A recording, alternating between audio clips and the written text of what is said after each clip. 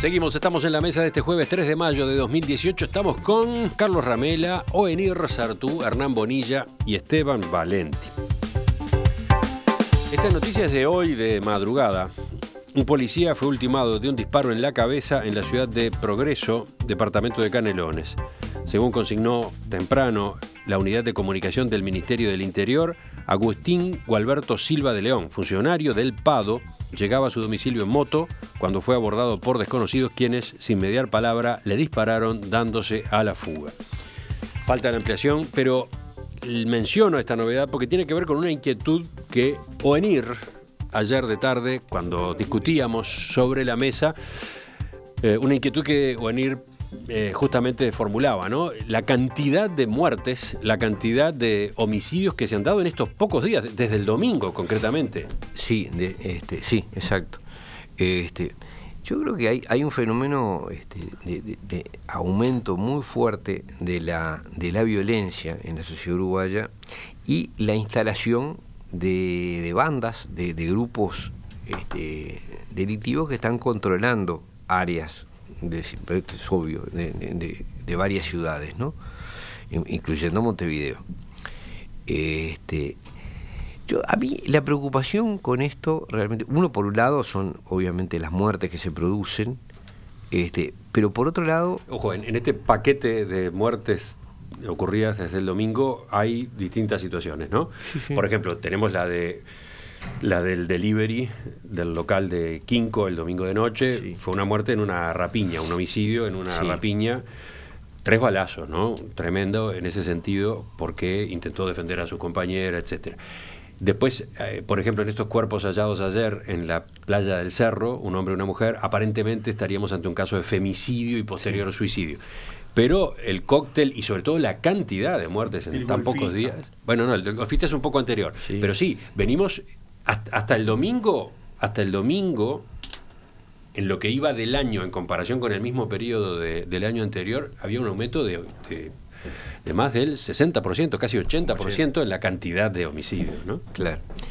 Yo creo que esto era absolutamente previsible hace más de 10 años que era previsible, porque nosotros venimos de una crisis económica y social muy fuerte que hubo allá por el año 2002, y después de eso se produce el cambio de gobierno y se adoptan unas políticas sociales que básicamente consistieron en la transferencia de recursos. Es decir, hicieron hincapié a través de distintas formas, ¿no? Desde dinero en efectivo hasta tarjetas de supermercado, hasta atención de distintos aspectos de las necesidades familiares.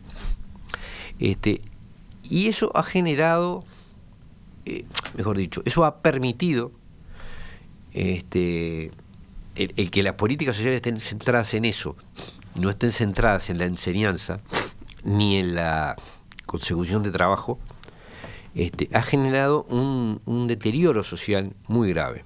Es decir, nosotros tenemos unos niveles de deserción a nivel de la enseñanza de aproximadamente un 60 y pico, 70%, así que de gente que no termina la enseñanza secundaria, que es obligatoria, y tenemos un problema que me parece que hay que ir acostumbrándose, que es que la cantidad de puestos de trabajo no va a aumentar, es decir, más bien va a tender a decrecer por razón, lo hemos hablado otras veces, ¿no?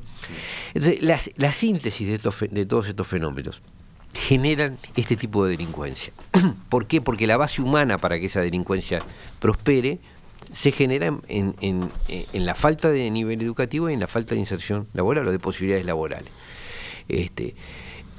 Ahora todo el mundo, mucha gente está pidiendo mano dura y le reprocha al Ministerio del Interior este problema. Yo creo que uno tiene que mirar el origen de las cosas, y que el origen está en que se haya permitido que el sistema educativo no alcanzara la totalidad de los chiquilines, y el énfasis en el trabajo, cuando ello era posible, no se haya hecho. Después de este largo alegato de Oenir, los escucho a los demás. Sí, no, yo lo que digo primero es que evidentemente el origen es importante, es determinante, Creo que queda claro de que la crisis del 2002 o 2003 no es necesariamente el origen, el problema está en la errónea aplicación posterior de las políticas sociales, como decía venir recién. Ya han pasado, del 2002, han pasado 17, 18, 15 años. El tema es que en este periodo el Frente Amplio con su bonanza, en vez de apuntalar como debía la educación y la formación, generó otro tipo de políticas sociales, basadas en un clientelismo y en un asistencialismo permanente, cuando debe ser provisorio, generando bolsones de botines electorales y no de personas que tengan ansias de superación y progreso y de ser mejores personas. Pero teniendo claro las causas, de todas maneras, lo que podemos ver es que esas causas no se revierten ni en 6 meses, ni en un año, ni en 2, ni en 5, ni en 10. Para esto se van a precisar varias generaciones. Entonces, nos guste o no, tenemos que aceptar que estamos, como dice alguien hoy en la prensa, en una situación de guerra y que hay una situación urgente. Guerra. De guerra habla la intendenta de La Valleja, Adriana Peña, a propósito de lo que ocurre en su ciudad, en Minas, ¿no? Sí, bueno, el resto del país es parecido. Nos están matando como perros y nos van a seguir matando cada día más si no se opta por algún tipo de política represiva que sea la adecuada. El Frente ideológicamente y filosóficamente siempre estuvo en contra de las políticas represivas serias y duras porque entiende que el delincuente es una víctima del sistema. Pero esa racionalidad nos desbordó. Hay que ir a otra cosa, hay que buscar algún tipo de solución. Y en ese sentido yo me permito recordar que el sistema político actúa con una lentitud y una parsimonia inaceptable. Creo que fue hace 2 o 3 meses, el senador Larrañaga presentó un conjunto de leyes para evitar algunas situaciones totalmente absurdas que se daban por la coordinación de distintas legislaciones que favorecen a los delincuentes y además propiciando la intervención militar en algún tipo de tareas específicas, que además el senador tuvo después la gentileza de remitírmelo cuando yo hiciera un comentario acá, que evidentemente hay que tratar, hay que analizar. Yo lo votaría, pero por lo menos que lo discutan. Yo creo que es un absurdo seguir diciendo que los militares por formación y por criterios poco menos que psicológicos no están para custodiar las embajadas, para custodiar los estadios, para custodiar los monumentos, que no pueden actuar en la frontera. Señores, nos están matando como perros y hay militares que están todos los días encerrados en cuarteles haciendo ejercicio y pintando los árboles. Busquemos la manera de que ellos colaboren con la policía, aporten algo, le den a la policía libertad o algún tiempo libre para otras cosas que son importantes.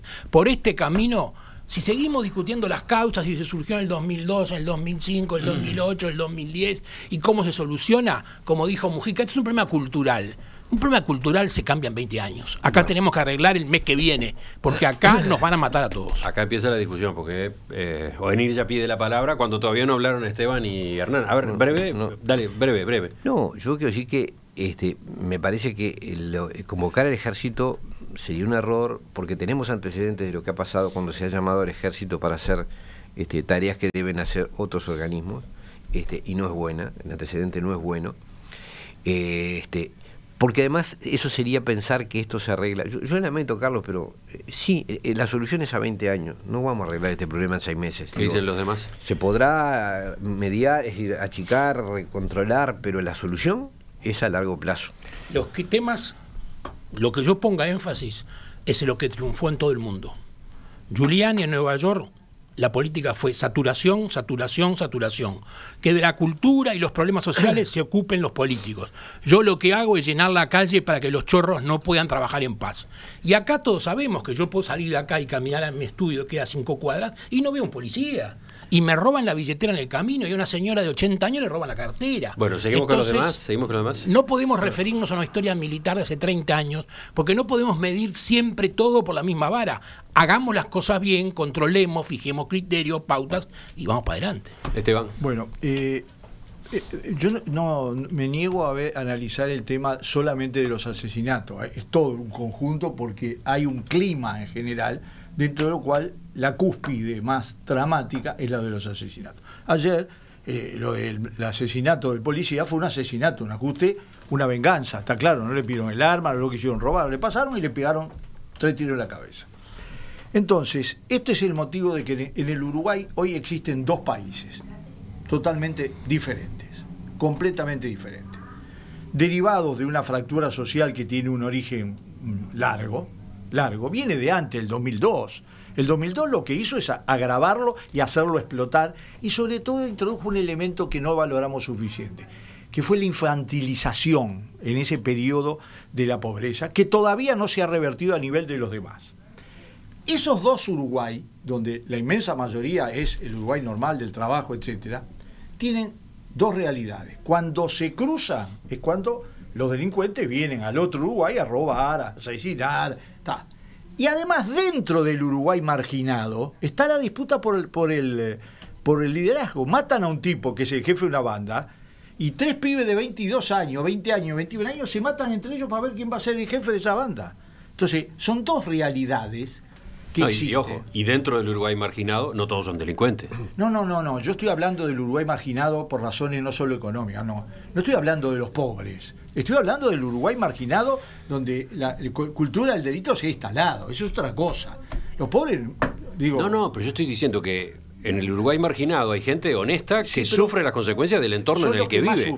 Son los que más sufren. En estos días se estrena ahora el documental Los Olvidados, a propósito de Marconi. ¿Vale la pena? ¿Vale la pena verlo? Yo ya lo vi. Pero yo no hablo de ese... cuando yo digo los 2 Uruguay, no estoy diciendo el Uruguay con determinado nivel socioeconómico y el otro Uruguay. En este lado de la gente honesta de trabajo hay gente pobre, rica, mediana, etc. Sí, está bien. De este lado hay un Uruguay donde la delincuencia se transformó en una forma de vida. Y adentro de este Uruguay, que no son pobres, hay gente de todo tipo, pero mayoritariamente marginales, etc. La cultura del trabajo no existe, etc. Ahora, para resolver esto, hay 2 problemas. Primero, tiempo. Es decir, entrarle a esta estructura, al Uruguay del delito, en serio y con un proceso de cambio de fondo, lleva mucho tiempo. Y el problema es, ¿qué hacemos en ese tiempo? Y estamos a los tumbos. Vamos para arriba con el Código Penal, vamos para arriba con una cosa. Yo digo que si no tomamos una política de shock, dentro de poco, la abrumadora mayoría de los uruguayos va a pedir que traigan Fuerzas Armadas de otro país, cualquier cosa. ¿Por qué? Porque la situación se agrava día a día. Sí, estas últimas semanas han sido terribles en ese sentido. Hernán. Algo sobre el tema más de fondo y algo sobre el tema más pragmático. Se está hace tiempo instalada la discusión esta sobre la década ganada o la década perdida, ¿no? Haciendo alusión a los gobiernos del Frente Amplio, que es una década larga ya. Y uno podría decir, desde el punto de vista económico, del aumento del producto, del aumento de los ingresos, de la disminución de la pobreza monetaria, es una década ganada. El país tuvo un avance indiscutible en esos rubros. Pero por otro lado, si uno ve cuestiones más de fondo, el estado de la educación, el estado de la fragmentación social, estamos peor. Y esa es la gran paradoja que deja una etapa de bonanza económica con una fragmentación social que ha crecido en número de asentamientos, gente que vive en la calle y demás. Hay ahí notoriamente un fracaso de las políticas sociales, pero también, como decía Onir, Carlos, Esteban, de las políticas educativas hay un fracaso de largo plazo en los temas de fondo. Eso me parece que no hay nada, y no se está haciendo nada por revertirlo. Y no va a pasar nada en los próximos 2 años. Y eso es lo más dramático, ¿no? El gobierno está en un punto muerto en todos los temas, en donde básicamente no podemos esperar nada en ningún tema. Y creo que sí es necesario también abordar una especie de círculo vicioso que se da, en que se echan las culpas unos a otros, ¿no? Los jueces dicen que el problema son las leyes que tienen que aplicar, los políticos dicen que no, que las leyes están bien, la policía dice que agarra a los delincuentes y que la justicia no los procesa, y en esa cosa nos va matando, ¿no? Y aumenta la delincuencia a un ritmo... De hecho está pasando eso, ¿no? Tironea cada uno para su lado, el Poder Judicial, el Ministerio del Interior y el Poder Legislativo. Está pasando eso. Lo marcaba el doctor Washington Abdala, cuando lo entrevistábamos esta semana, bueno, lo había planteado en algunos tweets, a partir de lo cual él convocaba que hubiera un llamado del presidente de la República a un gran acuerdo que incluyera no solo a los partidos políticos, sino también a los gremios empresariales y a los sindicatos, que había que ponerse todos detrás de esta inquietud, de esta preocupación. Vamos a terminar convocando los cascos azules. La gente va a salir a pedir eso. Está bien. Este recurso muy uruguayo de cada vez que hay un problema llamar a un gran diálogo nacional a mí me paspa bastante. Yo creo que lo que cada uno tiene que hacer... Él iba a que faltaba reacción, él veía, falta reacción. Bueno, pero... esta es una reacción posible, pero falta reacción. Pero lo que hay que hacer, en vez de llamar a todos los actores sociales involucrados para un gran diálogo social, para lograr un país productivo con justicia social y bla, bla, bla, lo que hay que hacer es, los jueces tienen que hacer lo que tienen que hacer. ¿Por qué siempre dan penas que a todo el mundo nos suenan benévolas? ¿Por qué el Parlamento no aprueba penas más duras? ¿Por qué el Ministerio del Interior no mete preso a los delincuentes? Cada uno que haga lo que tiene que hacer.